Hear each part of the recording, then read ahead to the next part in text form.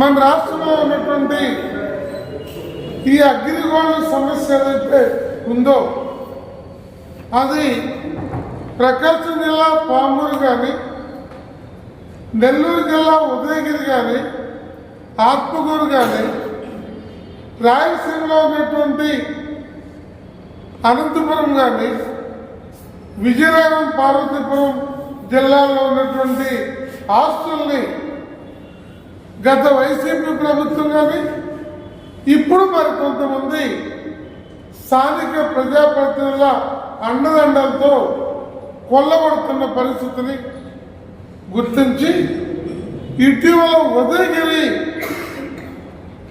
మా అసోసియేషన్ ప్రతినిధులు వెళ్ళి కంప్లైంట్ చేసిన అక్కడ ఉన్న ఎస్ఐ కానీ ఎంఆర్ఓ కానీ ఏమాత్రమూ స్పందించలేదు. సుమారు 30 కోట్ల విలువ ఎర్రచందనం జామాయిల తోటల్ని బహిరంగంగా సొంత చేతులలాగా ఈ దుండగులు కొట్టుకుపోతున్నారు. ఆ కొట్టుకుపోతున్న దాన్ని అడ్డుకోమని కోరినందుకు అక్కడ నెల్లూరు జిల్లా అగ్రిగోల్డ్ అసోసియేషన్ బాధితుల మీద దాడి చేసేటువంటి పరిస్థితి ఉంది. దీనిపై 24 సోమవారం రాష్ట్రంలో ఉన్నటువంటి అన్ని జిల్లా కలెక్టర్ కార్యాలయాల్లో ఈ ఆస్తుల పరిరక్షణ, బాధితుల డిపాజిట్లు పంపిణీ, అందుకు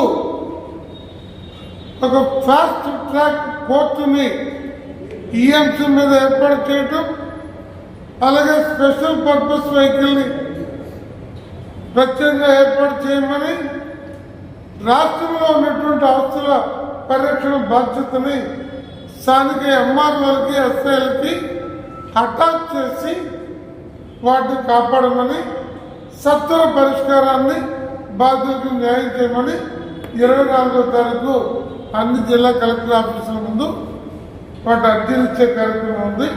వీటిల్లో అందరూ పాల్గొనాలని కోరుతున్నాం. Thank you.